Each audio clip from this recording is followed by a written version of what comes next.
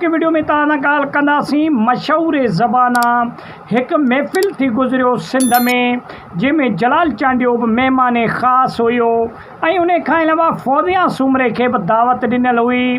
हालांकि ये ॿई फ़नकार हिकिड़ी महफ़िल में कॾहिं बि न ईंदा आहिनि। जंहिं बि महफ़िल में जलाल चांडियो हूंदो आहे त फौजिया सूमरो अचण खां मना करे छॾींदी आहे। अगरि फौजिया सूमरो के महफ़िल में हूंदी आहे त जलाल चांडियो अचण खां मना कंदो आहे। दोस्तों ये ॿई फ़नकार ॿई चोटीअ जा फ़नकार हुया ऐं ॿई मुक़ाबले वारा फ़नकार हुया पाण में। हे महफ़िल हिकु सैयदनि जी महफ़िल हुई, इन जे करे सैयदनि जे तरफ़ां ज़ोर थियो जलाल चांडिये खे। हालांकि जलाल चांडिये खे ख़बर हुई त इन महफ़िल में फौजिया सूमरो बि मौजूदु आहे ऐं उन खां पोइ जलाल चांडियो बि इन महफ़िल में आयो।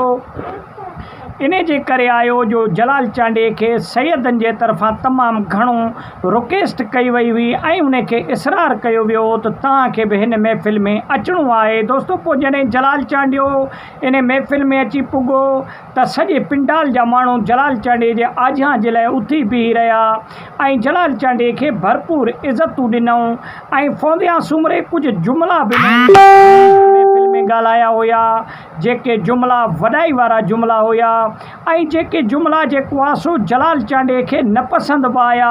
लेकिन जलाल चांडियो सैयदनि जी महफ़िल ऐं वॾी महफ़िल हुई, इन जे करे जलाल चांडिये उन्हनि जुमिलनि खे दरगुज़र करे ऐं हुन प्रोग्राम खे कामयाबु बणायो ऐं उन महफ़िल खे कंटिन्यू रखियो। दोस्तों सभ खां पहिरीं जॾहिं जलाल चांडियो आयो त फौजिया सूमरो स्टेज ते वेठी हुई ऐं फौजिया सूमरे कुझु गीत ॻाए चुकी हुई ऐं सिर्फ़ु हिकिड़ो ई गीत रहियल हुयो फौजिया सूमरे जो, जेका फौजिया सूमरो ॻाए करे स्टेज खां लही पई वञे ऐं पोइ वरी जलाल चांडिये जो वारो पियो आयो त जलाल चांडियो जॾहिं अची वेठो महिमाननि सां मिली करे ऐं आम्हूं साम्हूं ॿई फ़नकार वेठा हुया। फौजिया सूमरो बि सिंध जी हिकु वॾी फ़नकार हुई ऐं जलाल चांडियो बि हिकु चोटीअ जो यकतारे चपड़ीअ जो फ़नकार हुयो।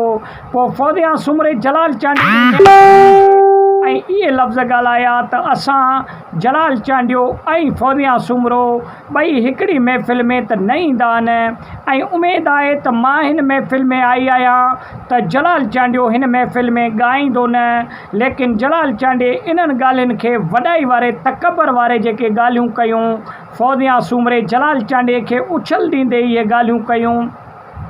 लेकिन जलाल चांडिये इन्हनि ॻाल्हियुनि जे पोयां कन पंहिंजा न धरिया।